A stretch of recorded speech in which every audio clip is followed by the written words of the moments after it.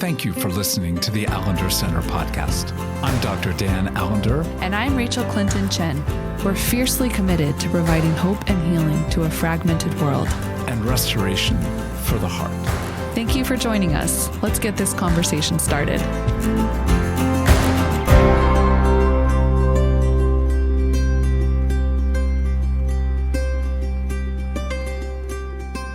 One of my favorite guests that we have on.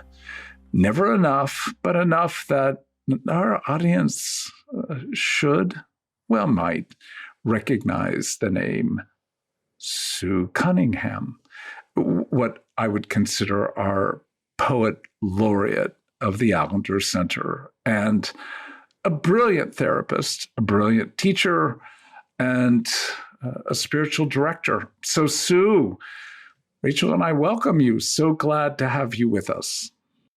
Thank you. It's so fun to be here. And I humbly accept as Poet Laureate. Good. And we are so blessed, actually, to have so many gifted poets among us. Yes.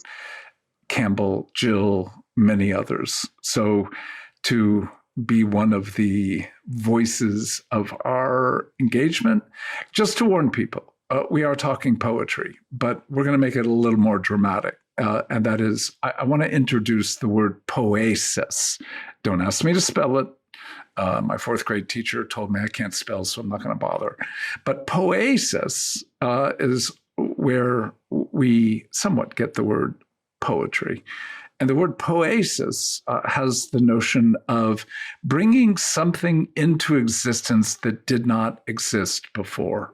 It is a blooming, that's the word Heidegger used to talk about poiesis, a flowering, a coming into reality of what may not have been able to be voiced or understood until this new creation occurs. But what we're inviting Sue and you, Rachael, to engage is the importance of creativity, in this case, poiesis, in addressing trauma. So we're not just a little highfalutin so-called elite conversation on the importance of poetry, though it is.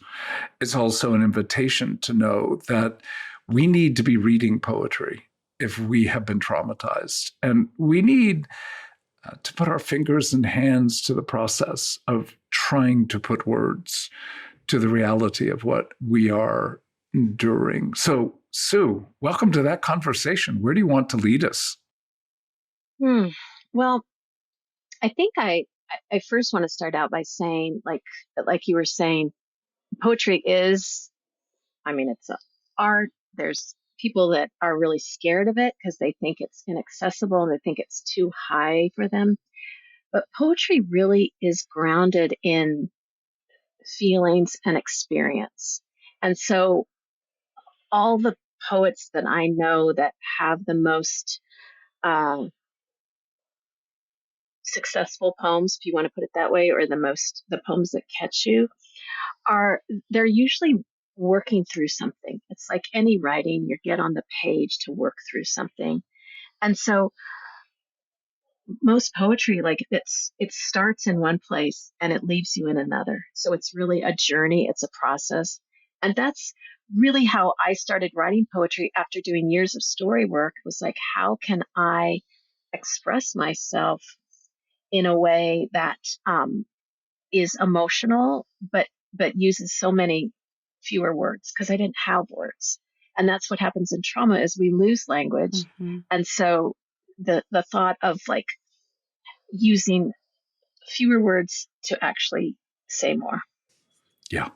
Well, in that sense, if we think of prose, and that's just normal writing, just a definition of it is just normal writing. It usually sequential with sentences that follow another that make sense, paragraphs, etc. And again, it's too simplistic, but it's a good beginning to say it's left brain activity.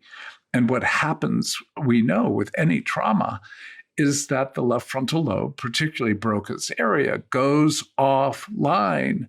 And the scramble to try to get sense, make meaning, oftentimes collapses under the fragmentation of our experience of trauma.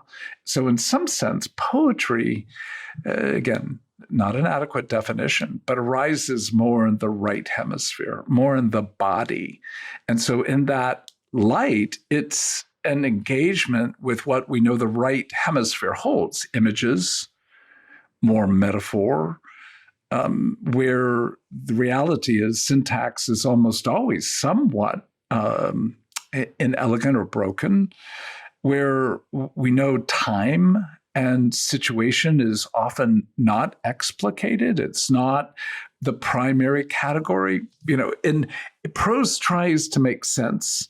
In some deeper sense, poetry is an invitation to a meaning that we don't know, but we need to explore in order to come to that. But one of the things I hear from people is, I don't get poetry. It doesn't make any sense to me. And it's like, well, yeah. Like life, you mean? So that process is the invitation into the fact that, as you put it so well, that poetry is evocative versus primarily clarifying, explaining, or justifying. Poetry really is an invitation to the body in fragmentation, to the deeper images, to a meaning that is not sense-oriented, but is sensually oriented. Do you find that ringing true? No, I was more just, I was thinking about what are the poems that, because I struggle with poetry, which I'm not too surprised by, because my art is more homiletics, which I think is like somewhere in between poetry and prose. It's just speaking, it's different than writing. So that's all I'm saying, Dan. You're looking at me like, what are you talking about? But I mean, your preaching is profoundly poetic. Okay, Totally. I guess I'm just thinking about my wedding ceremony, where my husband had vows that were like beautifully poetic, capturing everything they needed to capture in 2 minutes in the most beautiful language that was so full of meaning. And my vows, which I thought were 2 minutes, were like 15 minutes. And I even like quoted a theologian. So that's all I'm saying. No. I was there. I was literally in front of you. So you brought a book out. You had a book handed to you so you could read like from the book. Person. It is absolutely the most wonderful set of vows I've ever heard. Yeah, but I'm really drawn to poetry, and I have found it to be very healing, and I have found it in moments when I needed a way to communicate ache or longing, sorrow, and someone is providing words that, like you said, are evocative, provocative. And I think one of the things that's fascinating to me is it feels like with poetry, you may be having a totally different experience than someone else, but still come to the same emotion. And that is so incredibly like the power of words to capture something of life. So I find myself incredibly grateful for the poets in my world, and the ways in which they invite me to slow down. Like I find when I'm reading poetry, I have to really slow down because there's so much meaning in every word. And like you said, Sue, that journey, like it could be a different journey every time with the same poem, which is also fascinating to me. And I've heard you say that even as you, like when you read us poetry at the Allender Center and in our offerings, in our midst, you often read a poem more than once. And that's like that experience to like take something in and for it to be taken in differently each time. So that's kind of where my thoughts were going, and my just gratitude. Yeah. Because it is a labor of love. It is a labor. It's a labor. I don't, maybe it's not, but maybe I'm putting something on it that it's not. It is. The best poems are a labor. I mean, I think there is a fantasy. I mean, I've heard it happens that you just kind of get something from heaven and there it is, and no revision, but it be, the best poems you do labor over, because every word does matter. Because again, we're talking about just stripping it down, stripping down for the to the essence. And the beautiful thing really is, like all art, once you put it into the world, it can mean anything to anyone at any time, even different. As you said, like when you read a poem one day and then you pick it up again 6 months or 6 years later, it's like a completely different thing, which is the beauty of it, because like the scriptures, they're living and active, and they move within us. Yeah. And we're invited to do that. I mean, as you've said multiple times, both of you, the Bible is full of poetry, for good reason. Yeah.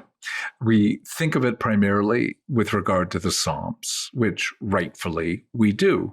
But if you're reading almost all the prophets, it's not to say that there is exclusive poetry, but it's largely poetic and intended to be, back to that word, angular, disruptive, evocative, in some sense, creating distress or comfort in the presence of language that does not fit, the same kind of cadence as, First and Second Kings, First and Second Chronicles, etc.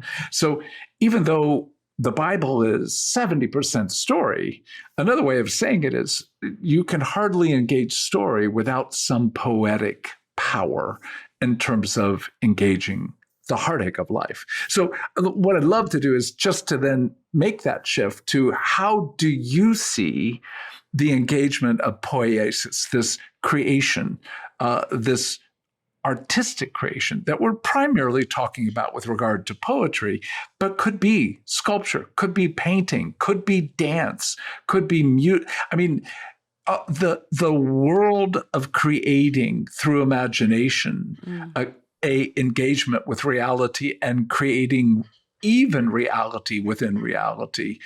I just want to come back to say we're primarily talking poetry, but how do you see this as part of the engagement with trauma? I see it as like this bid for human connection. And that's what I love about the scriptures. That's one of the things I love God so much, because God puts it in there, I think, to give us a sense of belonging. That this human connection, it's an emotional experience, because that's important. And we connect with each other over time, over cultures, and I think that it's just such part of our humanity that gets fed and nourished and comforted and challenged. You're mentioning the prophets, and a lot of poetry is very prophetic. I have just volumes of poetry that are poetry of protest. And, a lot of song lyrics are in the same way. It's like they're anthems, and they call us to rise up, and, and they call us to action. And so, there's so many different emotions, so many different uses for poetry. But those are just some of them: protest and comfort and love and solace and, questioning, lamentation, just so many, every emotion, anger, rage. Poetry is like a container. And we've talked a lot about containment, but poetry, or the structure, even the structure of a formal poem, like a sonnet or a haiku or a villanelle, it's a very specific container, that within that container, the world exists. So it's like a huge thing in a very contained space.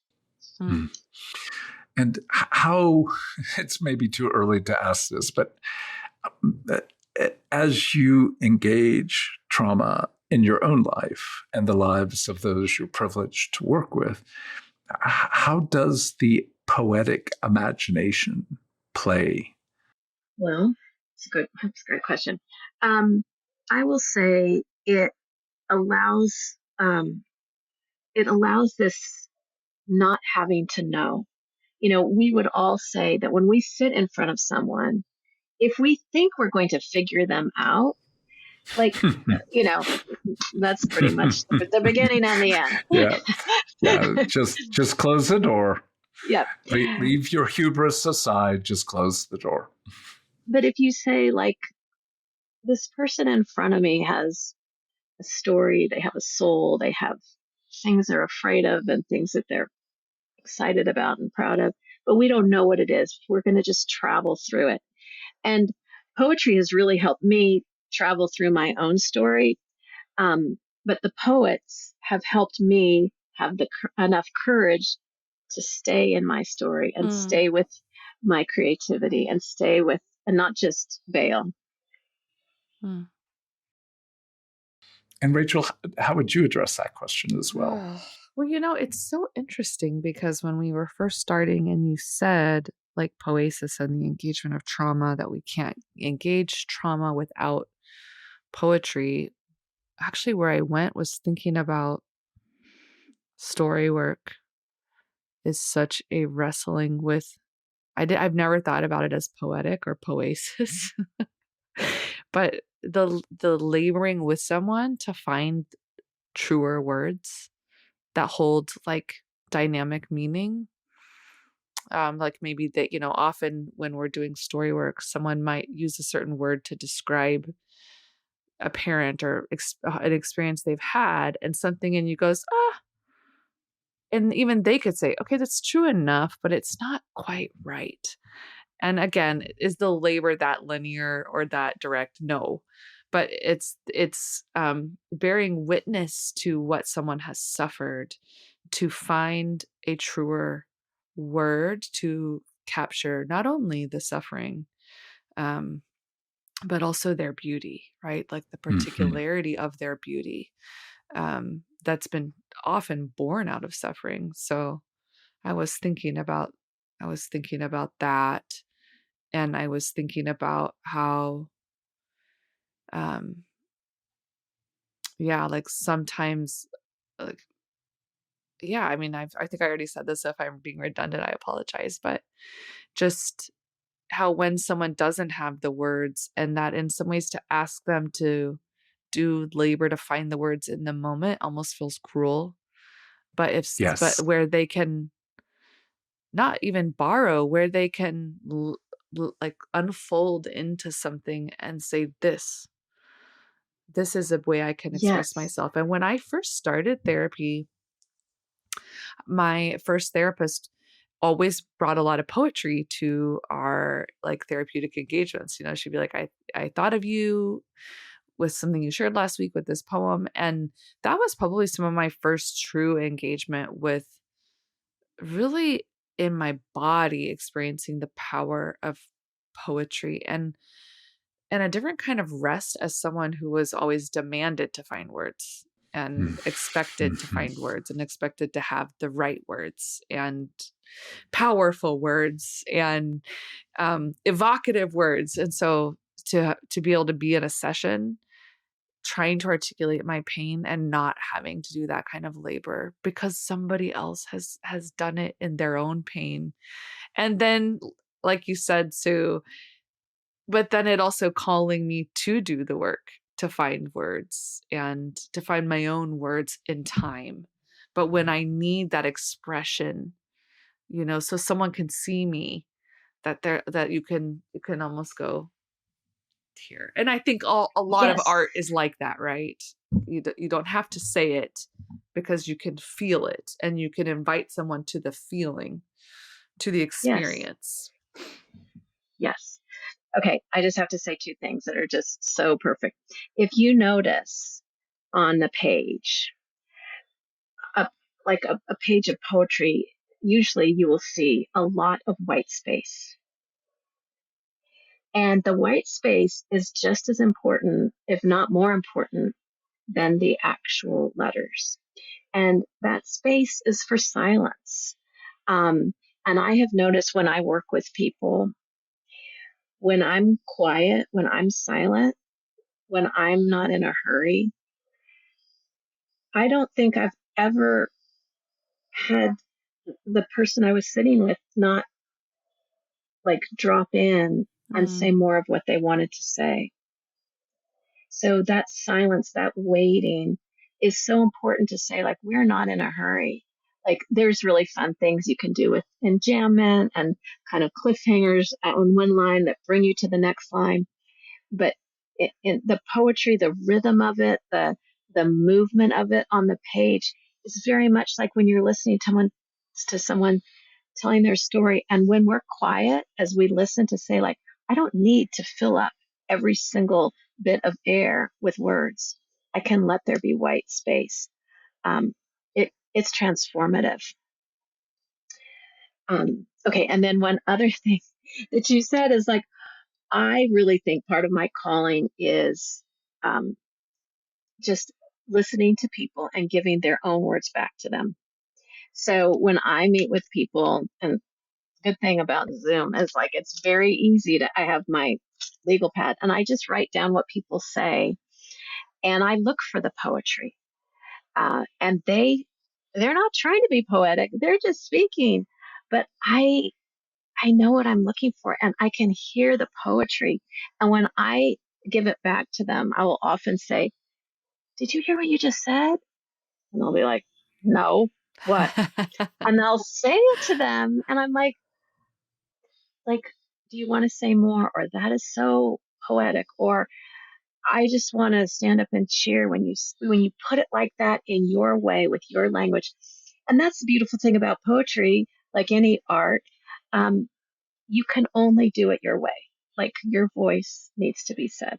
So when people give me a line and it's their line and I hold it up to them and say, it's beautiful, even if it is tragic and heartbreaking, there is beauty there. And I know you know what I'm talking about. Mm. I think that is maybe one of the most important intersections, that you're holding death and resurrection, brokenness and stunning beauty together.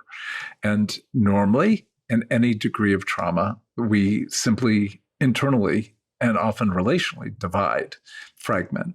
And something of poetry's somewhat structure of fragmentation allows me to get closer to actually the fragmentation within me and begin to have a sense that there is meaning, beauty. There is life still ahead, which is why I love Heidegger's use of the word poiesis, is again blossoming.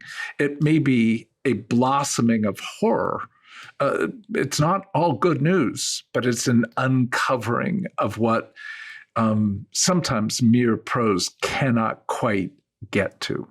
Well, I wonder if you'd put words to some of your own writing, Poet Laureate, and invite us into something of how it came to be through the category of trauma.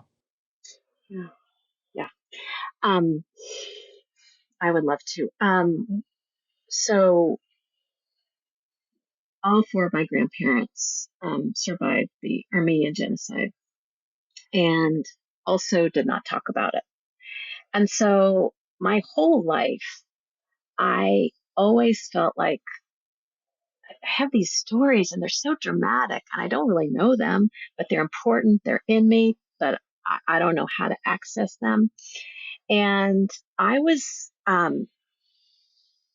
aware that I wanted to tell the story, but I didn't know how. And so, I mean, decades go by. I've been doing story work. All the things. And one year I realized, I'm going to say it through poetry. And so I'm going to use my imagination. And I gave myself permission to write the stories that I knew, but I didn't know. And that's the courage that it takes, because like if you write your prose, and you guys both referenced like academics and books and quotes, like if when someone reads my poetry, you know, are they going to say like, no, you're wrong, that's not right?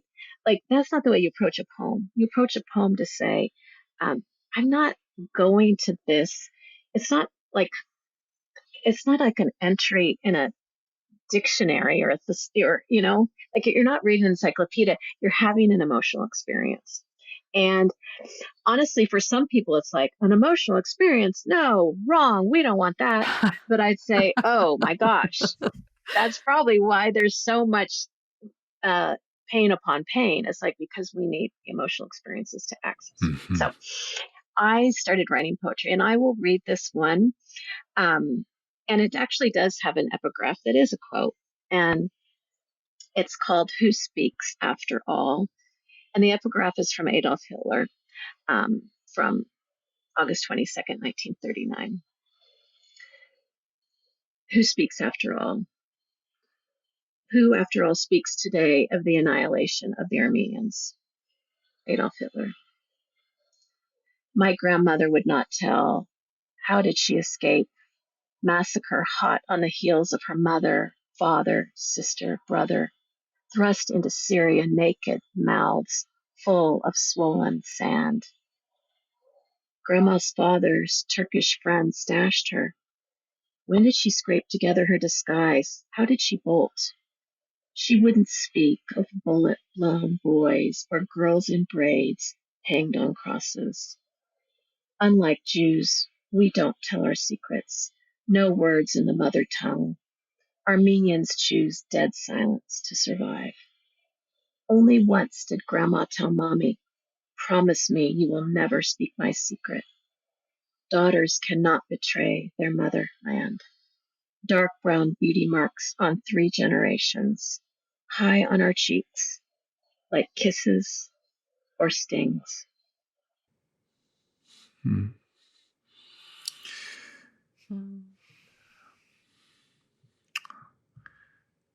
How to do a podcast and honor what feels like the right and the righteous response, which is mostly to wail. Mm-hmm. And perhaps a question that as you read, as you are the creator of those words, what is it that you find yourself coming to? The fact that Hitler speaks and your grandmother doesn't, that alone is enough to make me want to scream. And that he speaks in a way in which he's ultimately saying, no one's going to be too troubled about the Jewish Holocaust because we already have the evidence no one spoke about the Armenian Holocaust. So the torturous intersection between his speech and your grandmother and your mother, and that you are breaking the silence, just how your heart is, as in some sense you stand face to face with evil incarnate Hitler and say, I will speak. Yeah, it's been such a place of ambivalence because these sort of prophetic poems to say, okay, I'll speak, even though it feels wrong to speak.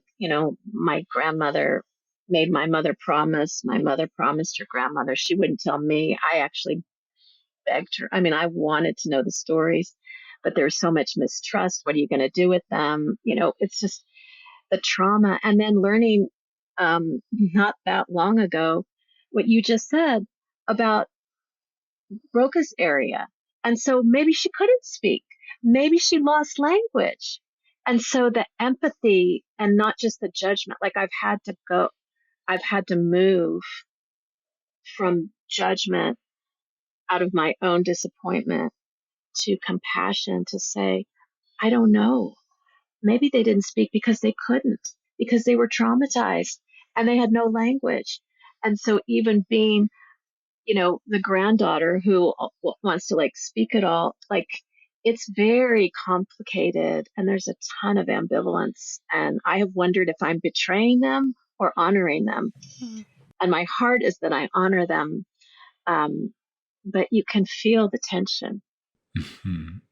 Well, and poetry in that sense creates the tension in a way in which there are questions being asked that can't be answered. And yet the story has enough continuity in terms of a Turkish caregiver. How did your grandmother come up with a disguise? So there are narrative overlays, but in that, you're ultimately saying the story can never be told, but I will not let that inability maybe combined with refusal, because she did tell one person, but implied is the silencing of shame to keep that story from actually passing generationally so that it could be radically disrupted. But is it accurate? Am I in the ballpark to say you are a disruptor? That would be accurate. That would be accurate. Yes, because I mean, not everyone wants to read poems about genocide. Like who wants to? I mean, who wants to write poems about people being tortured? And so, in some ways, it is. Yeah, it's a disruption. Mm-hmm. It's a huge disruption. But when we speak about, I often talk about the 2 Corinthians 4 passage where Paul says, I carry about always in my body the death of Jesus. We cannot carry the body of Jesus if we're not carrying the bodies of those who proceed and who die, even when we are here. And that sense of you have to uncover. There has to be, over time, an engagement with uncovering. The poetry is not what Plato hated was the concept of mimesis, that it's a representation. And at least in Plato's Republic, he excluded poets. You would never have been allowed to live in the polis because you're a poet, because he saw it as so disruptive by drawing out the body, the reality of the unsaid. It's messy.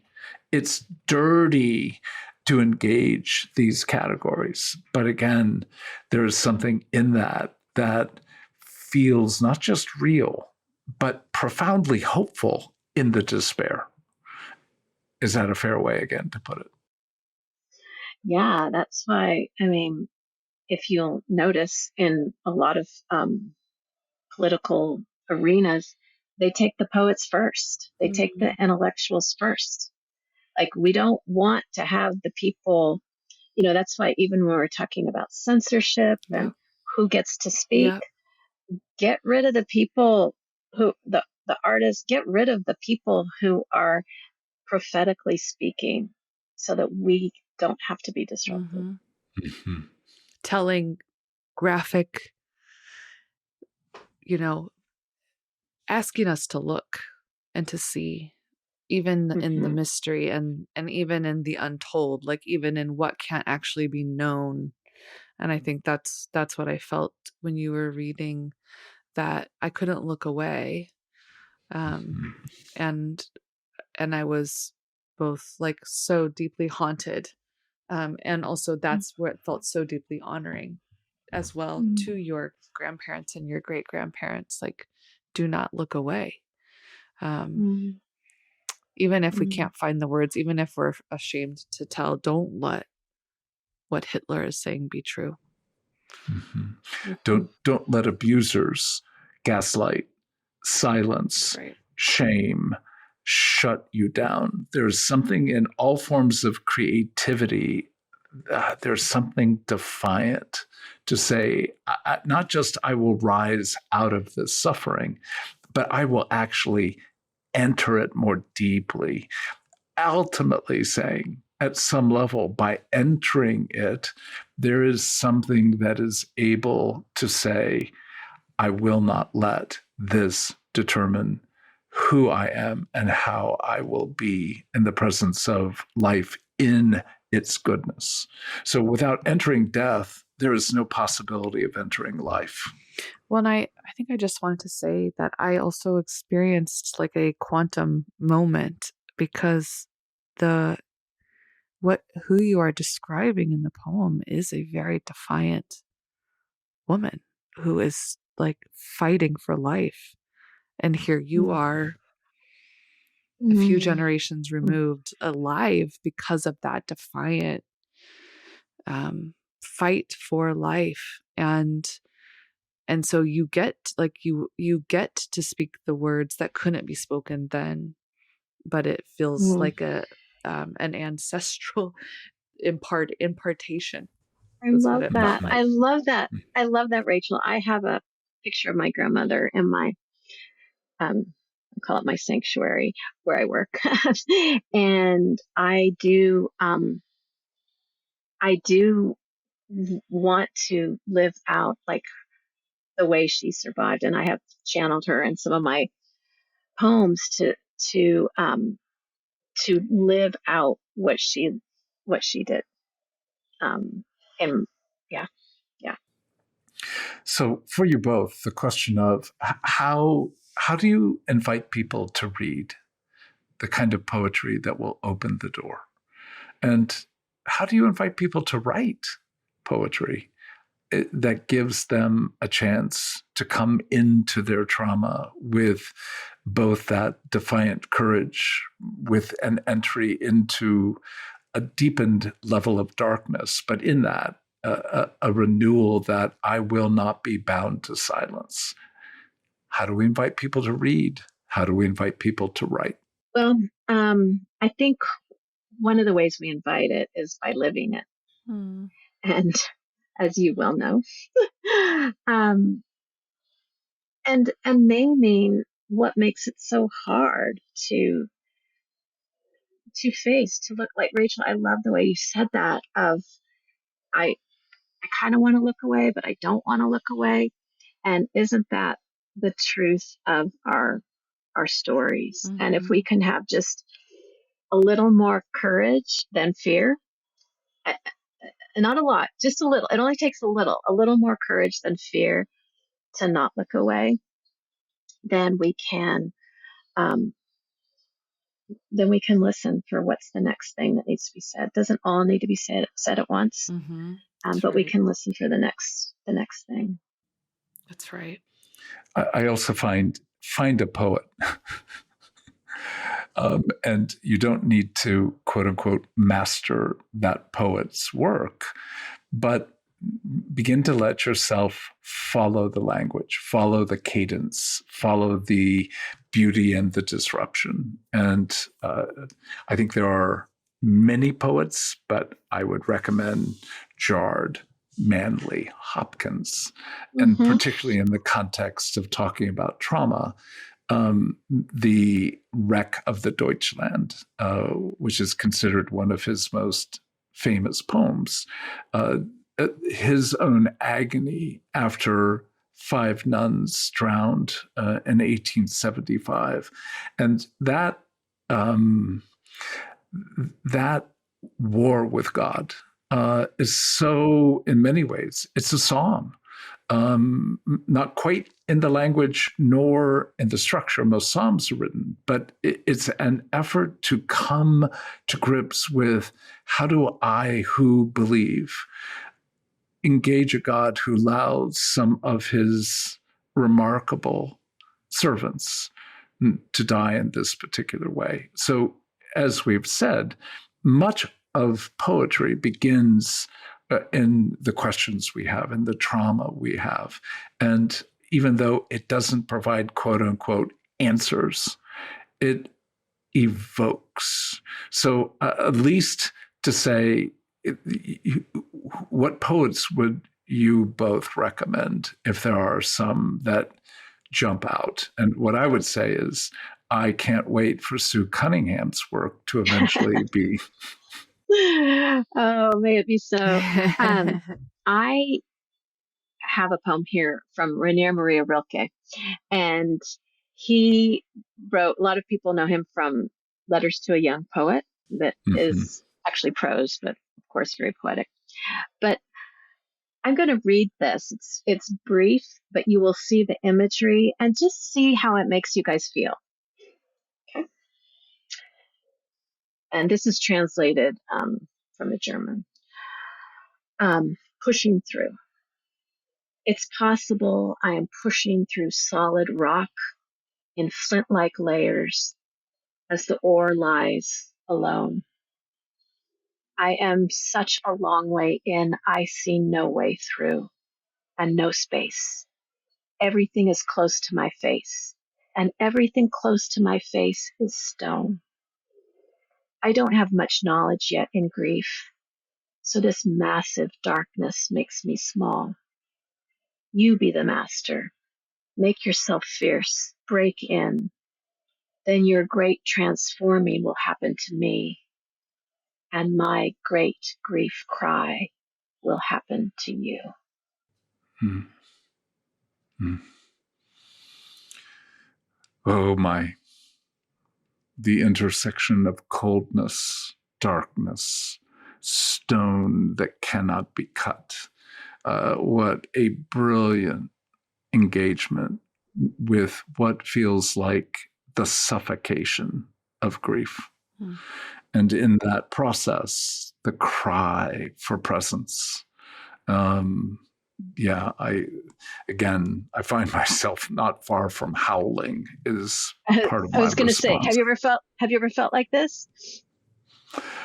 Yes, not very long ago. Mhm.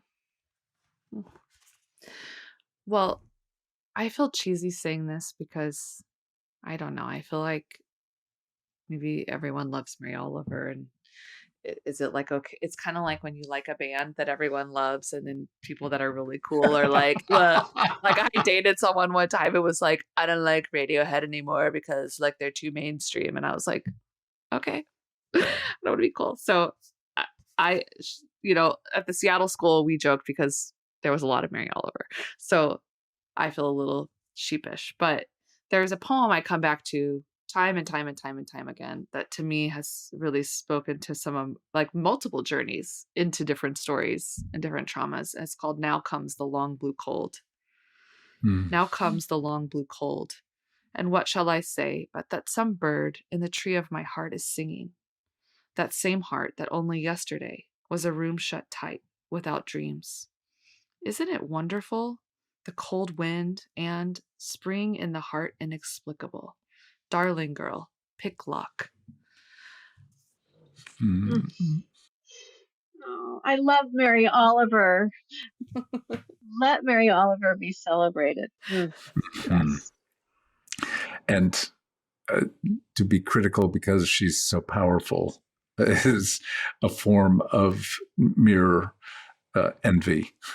Yeah. But that's part of the issue of there's so many poets that I find myself when I get that one word, that one phrase, and something feels unlocked. Mm-hmm. And because I spend a great deal of my time in prose, I feel a certain envy. Like, oh, yeah, thank you. Oh, I wish I could, but thank you for what you have offered. And that ability tend to, well, we want you to be reading. I mentioned a few folks, but we also want you writing because there is in that, the first and foremost war that I encounter for most people, including myself, is the issue of comparison. I'm not that good of a poet. It's not that good of and it's like, well, who gives a flying poopy? See how constrained I am. How poetic you, in fact, are. I actually think that's a great title of a poem. Who gives a flying poopy? Yes. So the fact of, will you let your heart enter into something of the frustration of finding language? And it may take multiple iterations, before that moment comes that there really is. And I believe it's not just a conceptual, it's an actual body release of something of energy that's been held, kept in, and in some sense is circulating in a way in which it only creates a greater foulness. So that moment when some release occurs, there really is a clearing, a kind of blossoming again. And so how do you invite people to write? I want to read something that I wrote that shows kind of that wrestling. And when I invite people to write, it's more like, will you have the courage to just say one true thing? And whether it's like you speak it and I'll write it down for you and then give it to you, or you scribble it in a journal, or you write it on the back of a napkin. Anything to say, like, it's honoring, like, you matter, you exist. And also there is struggle, there is tension, because as you said, like, anytime we try to create, we are the most godlike, and we also come up against the most opposition because of that. So this is a poem I wrote that I think that you will maybe see the layers of meaning. It's called Cure Worse Than Disease. I want to control love, master it, like I would manage chronic illness, wrestle the fatigue, obsess what ails me until I exhaust what fails me. Defenseless am I, without immunities, susceptible to more infection, more affection, affliction. I want to pressure love, restrain and ruin every ounce of intrigue while I wallow in it, swallow it into submission, I mean remission.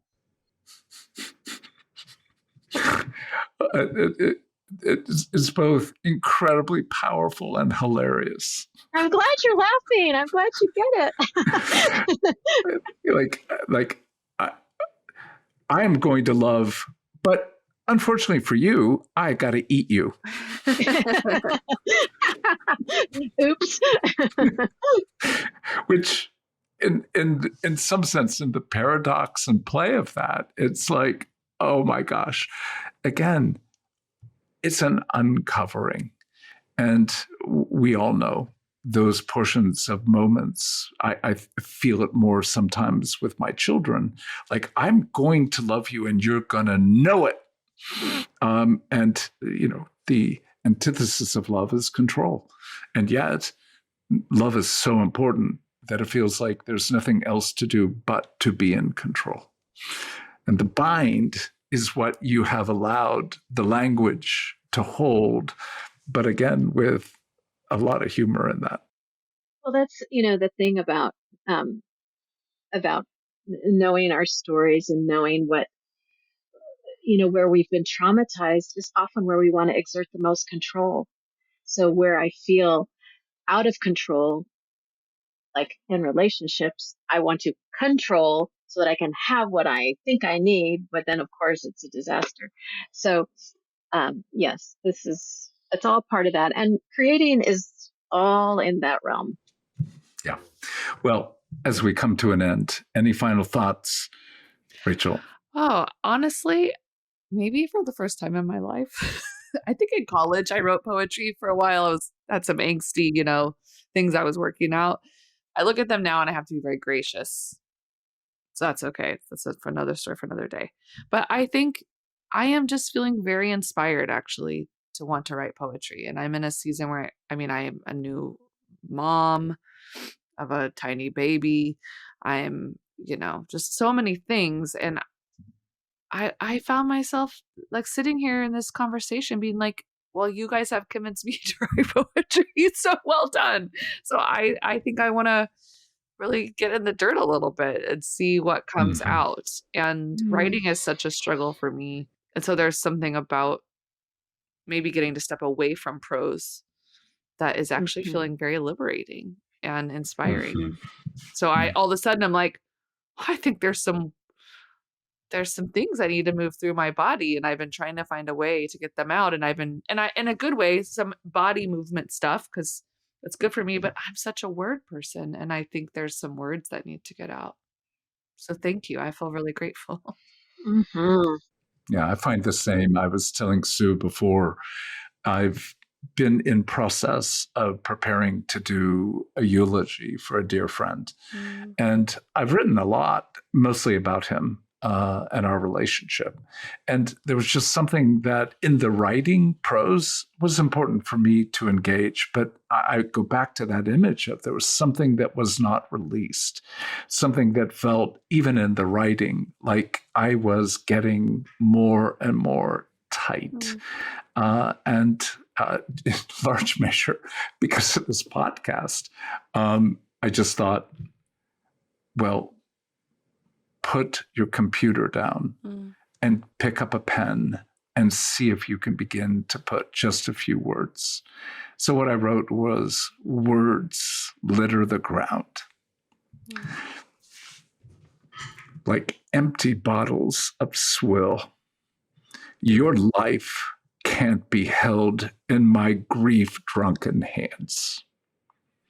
But I will stand, shaking in grief, to speak the fragrance of your intoxicating life. Just putting words. Dan, wait, stop. Just okay. Stop. Silence. We need white space.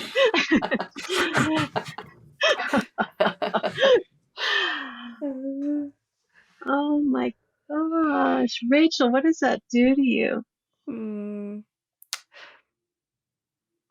I feel like we get to see you, Dan, but we also get to see the man you're trying to capture something of.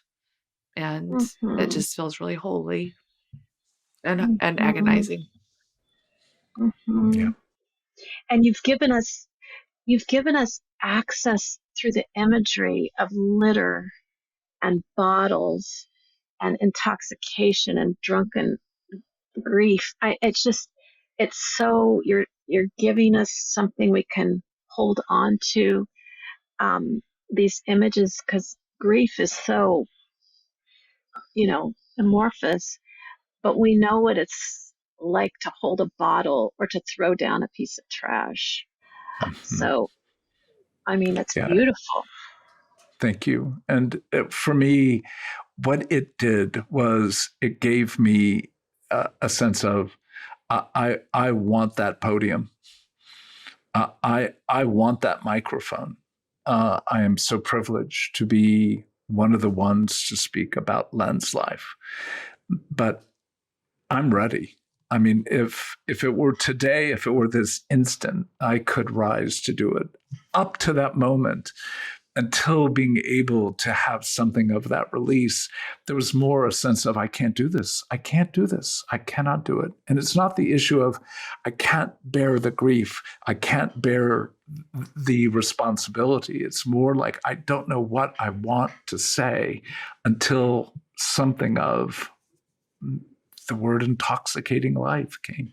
So I think, again, for you listeners, we may not have convinced you, but at least to let the reality that trauma cannot only be addressed from the left hemisphere is the invitation that we need artists, we need poets, we need to paint, and we need to write.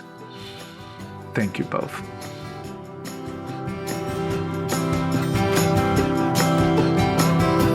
The Allender Center podcast is produced by the Seattle School of Theology and Psychology.